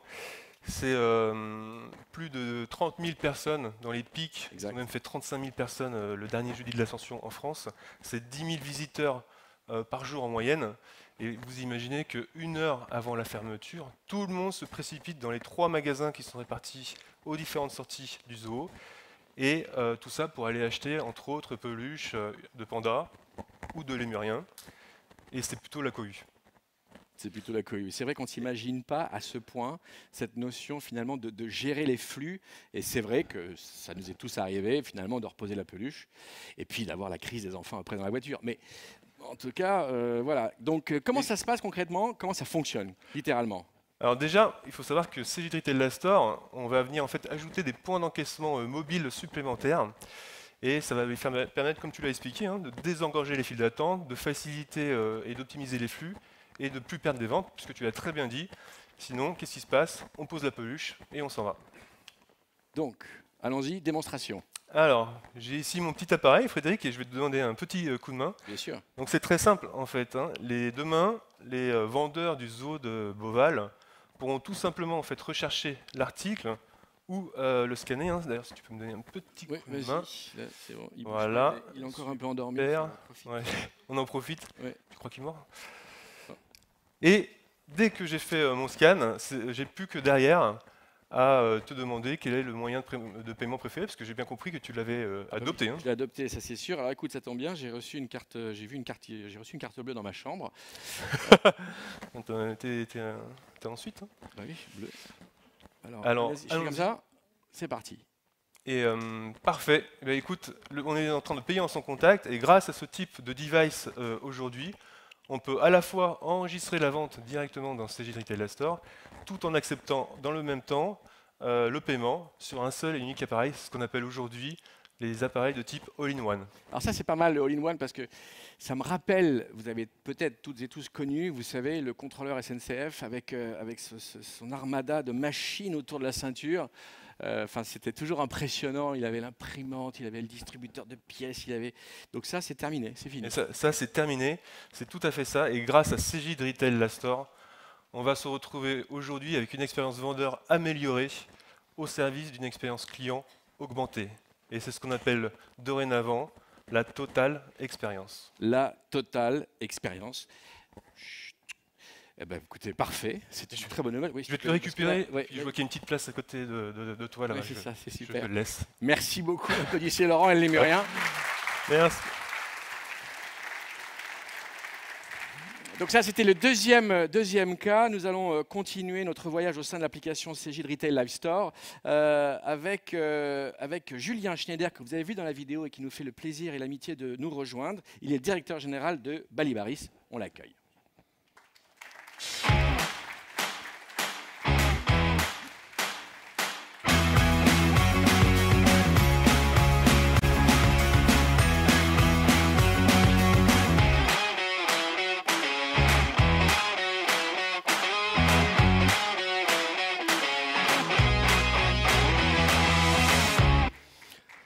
Applaudissements. C'est toujours comme ça avec les lancements et des jingles qui sont assez longs et punchy, c'est que tu as le droit à 2 applaudissements. Magnifique. Voilà. Bonjour Julien, merci d'avoir accepté en tout cas de participer à cette interview. Bonjour, bonjour tout le monde. Donc vous êtes le directeur général de Balibaris. Rapidement, pouvez-vous nous raconter votre parcours? Très rapidement alors.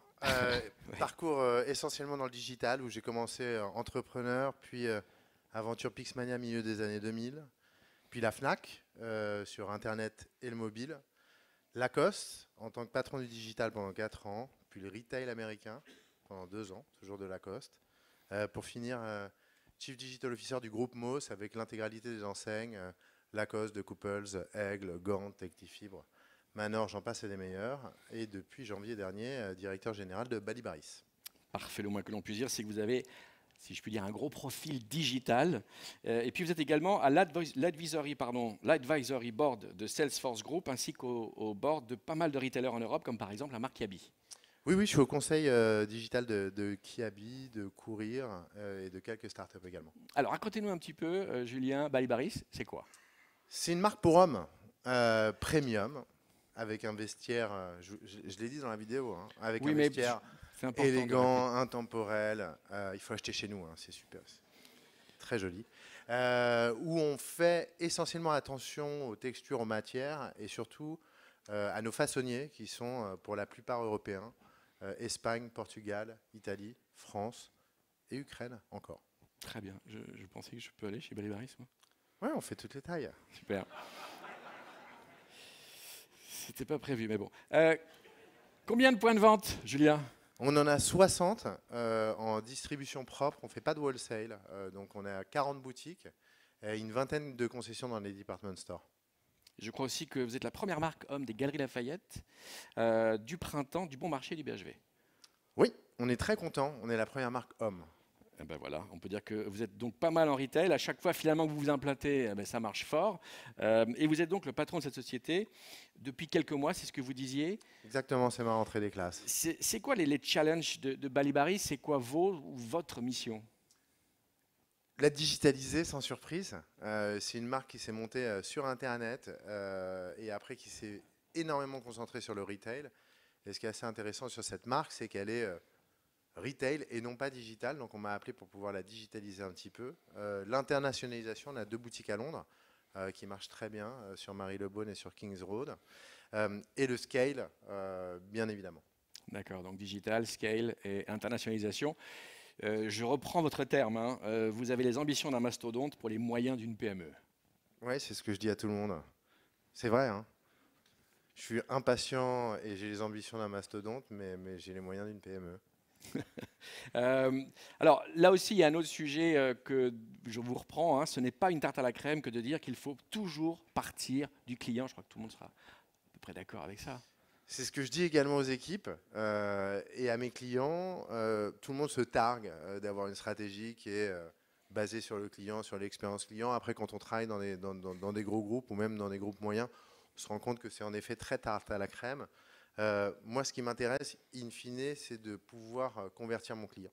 Avec les produits qu'on dessine, on prend énormément de temps à dessiner les produits, à les façonner.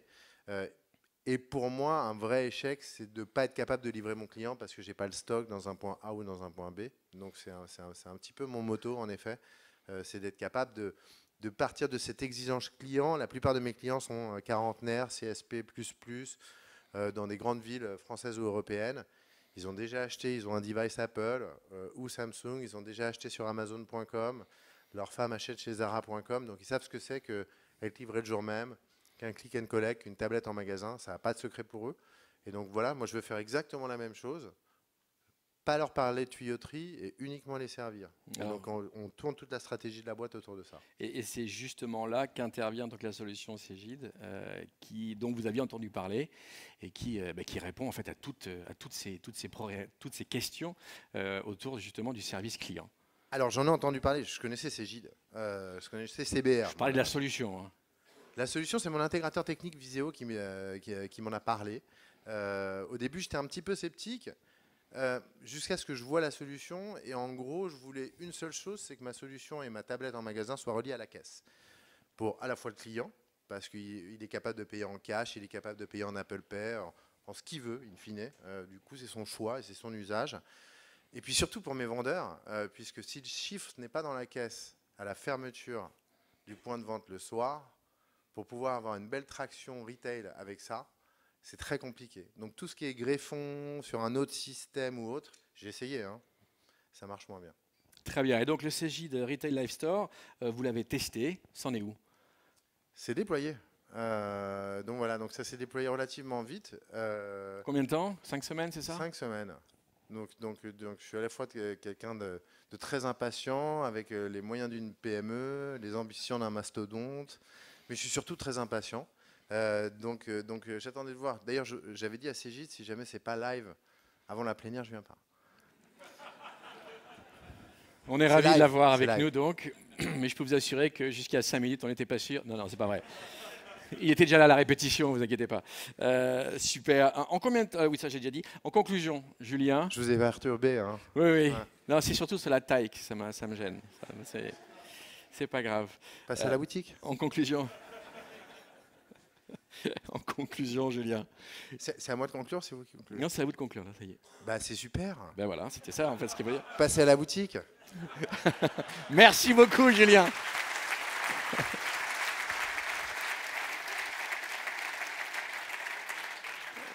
Voilà, je crois que tout le monde s'accorde à dire qu'évidemment le Cegid Retail Live Store, c'est la solution du futur pour optimiser les ventes, entre autres. Maintenant, quand on est dans un magasin, évidemment, il n'y a pas que les ventes, il y a aussi ce qui se passe dans l'arrière-boutique, bien sûr. Et on va donc retrouver Olivier qui va nous expliquer ce que fait Cegid pour transformer aussi le travail des vendeurs. À voir la gestion de stock, avec les réceptions, les expéditions depuis la boutique, et j'en passe.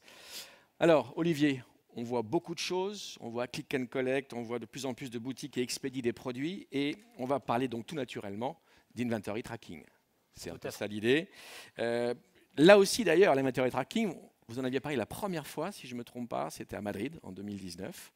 Donc j'ai envie de dire, quoi de neuf, docteur? Alors, effectivement, Frédéric, on l'avait présenté pour la première fois à cette époque-là. Et on doit avouer qu'il y a eu un super succès pour cette application. Vous êtes nombreux dans la salle à avoir adopté cette application et on vous remercie beaucoup. Et en fait, cette application, elle répond à un enjeu simple, mais qui est devenu clé aujourd'hui pour toutes les marques et enseignes. C'est la fiabilité des stocks.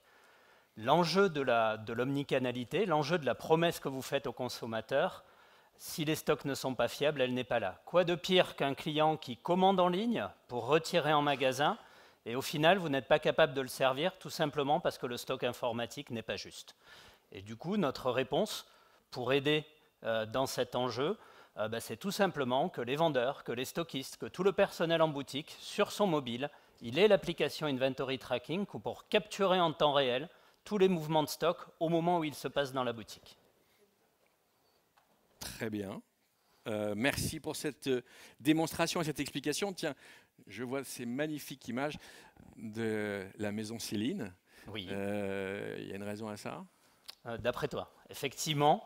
Donc la maison Céline, c'est une maison qui nous a fait confiance pour Inventory Tracking avec le déploiement de la solution sur plus de 900 devices dans le monde entier.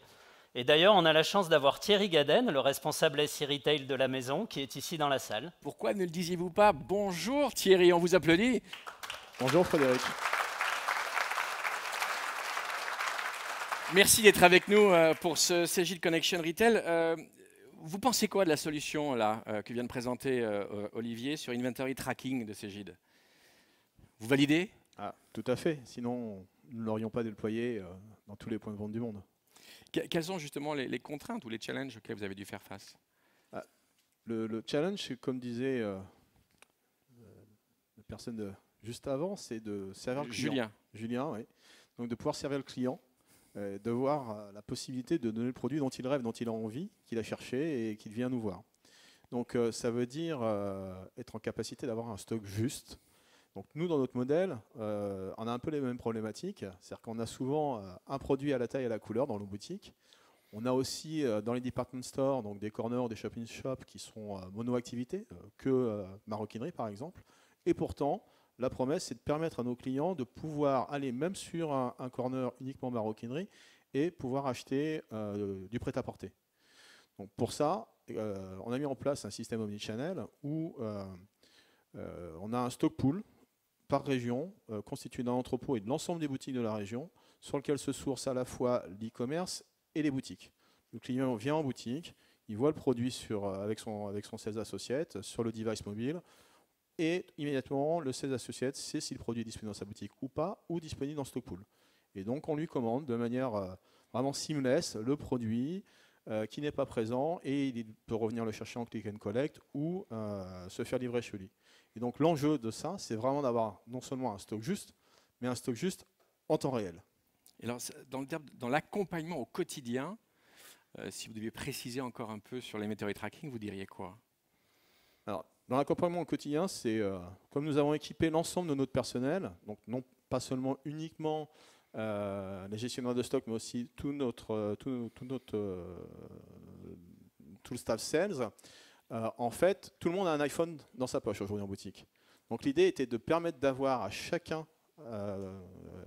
membre du staff d'avoir cet inventory tracking dans sa poche et de pouvoir avoir des actions immédiates sur le stock et non plus attendre. Donc n'importe où, n'importe quand. Exemple simple, c'est un produit qu'on trouve défectueux sur le show floor. Avant, on le mettait de côté, on attendait que le stockiste qui avait fini sa journée revienne le lendemain et transfère le produit du stock floor vers le stock défectueux. Donc votre stock disponible qui doit être instantanément juste est faux. Et donc l'idée est d'éviter d'avoir un effet déceptif vis-à-vis des clients qui passent une commande et qui se retrouvent avec un message 2 jours plus tard en disant « excusez-nous, on ne peut pas vous servir, finalement le stock n'était pas bon ». Donc là, l'idée, c'est que le vendeur puisse immédiatement faire un transfert du stock floor vers le défectueux pour avoir un stock juste en temps réel, instantanément. Pareil, micro-inventaire dans la journée, je commence mon inventaire, j'ai du monde en boutique, je m'occupe de mes clients, tout est sur mon iPhone, le client s'en va, j'ai de nouveau un peu de disponibilité, je continue, je valide en temps réel, c'est directement dans le back-office Cegid. Alors si vous deviez maintenant définir inventory tracking en quelques mots, ça serait quoi? Alors, simple, voilà, connecté, 2, temps réel, 3. Et donc du coup, c'est utilisable n'importe où, n'importe quand. Parfait. En conclusion, qu'est-ce que vous souhaiteriez nous dire? Alors, en conclusion, c'est aujourd'hui, donc l'outil vraiment nous permet d'être au plus juste de nos stocks. Par contre, il y a encore des améliorations et des nouvelles fonctionnalités que nous attendons pour pouvoir un périmètre complet de commerce unifié et sur lesquels nous travaillons en commun avec Cegid pour pouvoir les avoir dans les futurs roadmaps. Merci beaucoup Thierry pour ce feedback et cette expérience vécue avec ce inventory tracking. On voit bien chez Cegid que vous êtes, au travers de vos solutions modernes, capables finalement d'optimiser à la fois, on va dire, les ventes, mais aussi tout ce qui se passe autour de l'arrière-boutique, dans l'arrière-boutique et des ventes. Si maintenant, je me mets à la place d'un patron d'une enseigne, j'ai envie de dire comment je fais pour piloter mon activité. Donc on va forcément parler de data, et on sait que le data c'est the new gold, le new petrol, name it. Et avec toutes ces informations, qu'est-ce que je vais pouvoir en faire? Comment je vais pouvoir faire? Je sais d'ailleurs, encore une fois, qu'à Madrid, en 2019, vous aviez parlé de Data as a Service pour aider justement les enseignes à mieux exploiter leur data. Qu'en est-il aujourd'hui? Comment ça se passe? Alors Frédéric, effectivement, notre ambition aujourd'hui, c'est de vous donner accès très rapidement, la vitesse est clé, à un environnement d'analyse 360 degrés qui couvre vraiment tous vos processus opérationnels avec cette application Cegid Retail Intelligence qui se veut responsive, donc vous pouvez la voir aussi bien sur votre téléphone, sur votre tablette, qui veut intégrer aujourd'hui l'ensemble de vos données, mais aussi des données de vos concurrents. Vous pouvez vous comparer à un panel de concurrents. Et à l'occasion de ce connection, on lance une nouvelle application destinée cette fois-ci aux vendeurs en magasin Store Performance Manager. Est-ce qu'on a un exemple là aussi? Un exemple, oui. Par exemple, la société Miniso, qui est une enseigne globale de plus de 5000 boutiques, qui d'ailleurs s'implante en France, par exemple. Et vous allez me dire qu'évidemment, dans la salle, il y a un des cofondateurs qui est là et qui peut répondre à l'interview. Tu me connais trop bien. Je crois qu'on a Nicolas Ray qui est là. Bonjour Nicolas. Bonjour. Alors, si vous le voulez bien, bonjour Nicolas Ray, merci d'être avec nous pour ce Cegid Connection Retail. Je voulais juste, on ne va pas faire le même interview que pour la maison Céline, on va le faire un peu en mode Combini, si vous êtes d'accord. Bien sûr. Tout le monde connaît évidemment Combini, non, c'est pas grave. Donc en fait, c'est une sorte de... Vous allez vite comprendre, on va essayer. Donc c'est parti. Sushi ou canard laqué? Donc Chine ou Japon. Alors pour nous c'est les deux.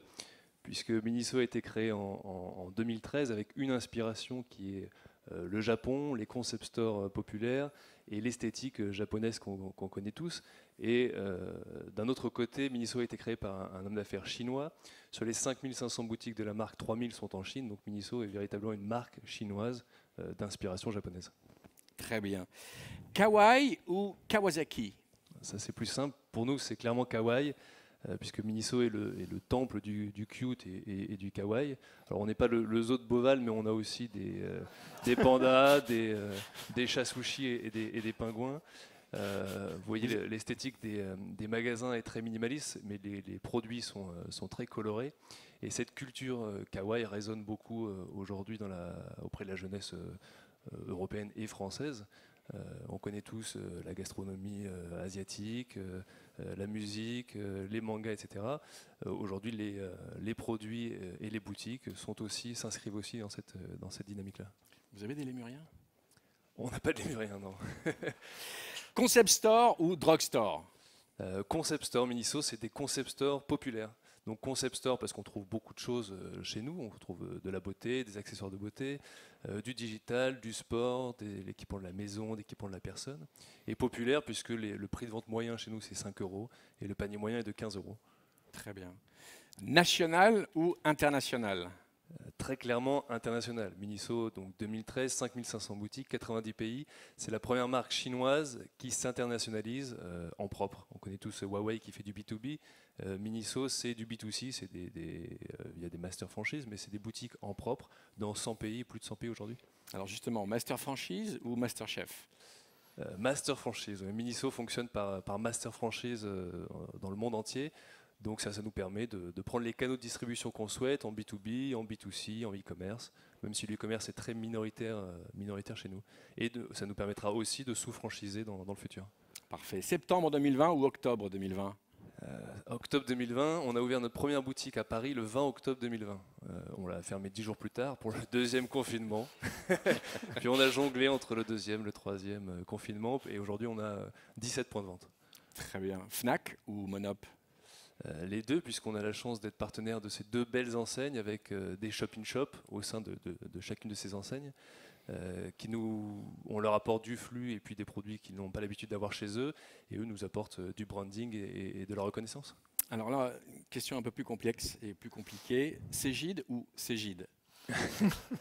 Alors Cégide, puisque Cégide nous a accompagnés dès le début, on avait la chance d'avoir un de nos associés qui maîtrisait bien l'outil Cégide, donc on l'a déployé assez facilement dans nos boutiques, même si on n'en avait que très peu, enfin 0 au démarrage.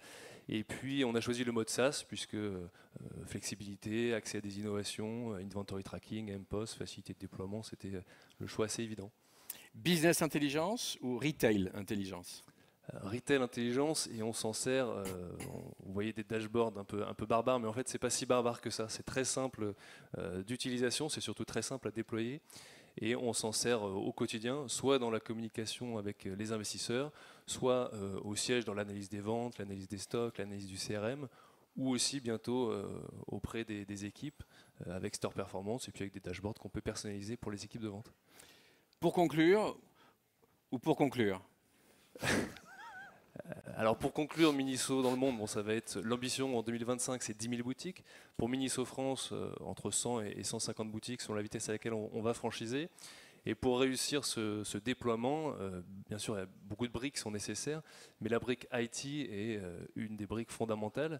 Et on compte beaucoup sur l'accompagnement de Cégide et les innovations pour d'une part avoir une solution fiable, scalable et puis surtout qui colle aux attentes du consommateur. On va lancer l'omnichannel, l'omnicanalité, le CRM, beaucoup de sujets sont sur la table. J'ai une dernière question pour vous, c'est pour moi. Changshu Miniso ou Nagai Jinsai Miniso? Alors là vous m'avez collé Frédéric. En fait, les deux veulent, en chinois et en japonais, les deux veulent dire longue vie à Miniso. Merci beaucoup Merci. Nicolas, merci.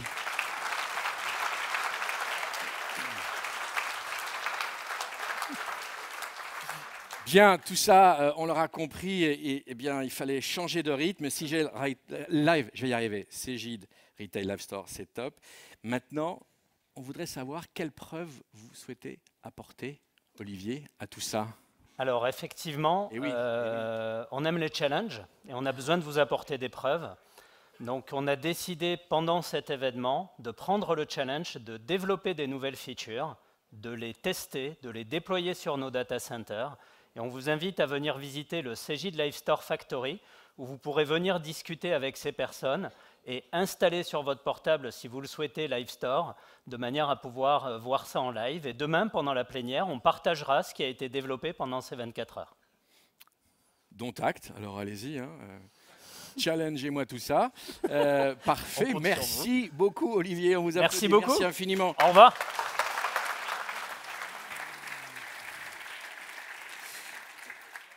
Et pour la conclusion de cette première partie de la convention, je demande d'applaudir une nouvelle fois Nathalie.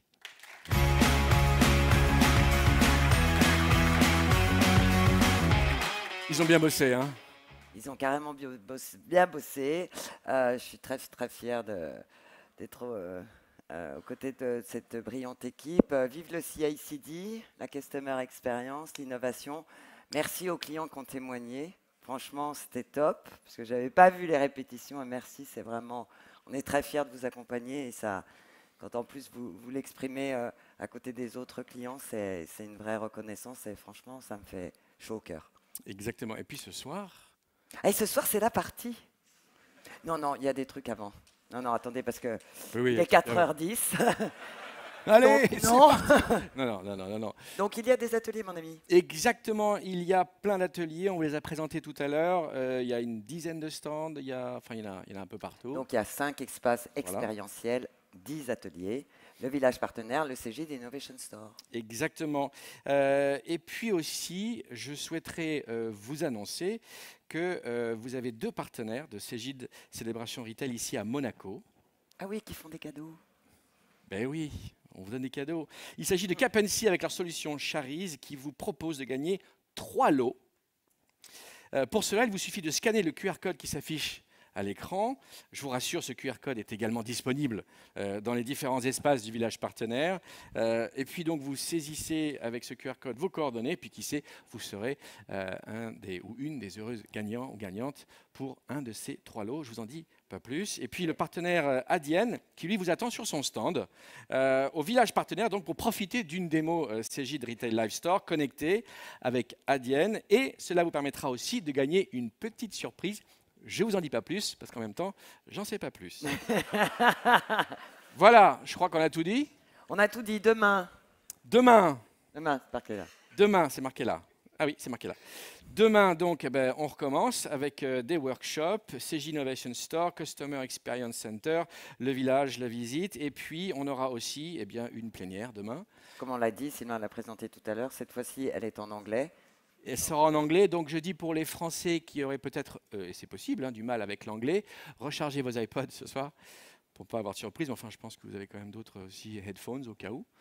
Donc voilà, un grand merci pour votre participation. Ça fait chaud de vous voir, et il fait chaud, de vous voir tous réunis ici à Monaco. Bonne visite, bon workshop, bons ateliers, Et bonne soirée. Tu retournes en métavers ou on repart pas tard? Parce que moi, franchement, je préfère en live. Ok, bah je reste là. Allez, ça marche. Allez, merci. Au revoir.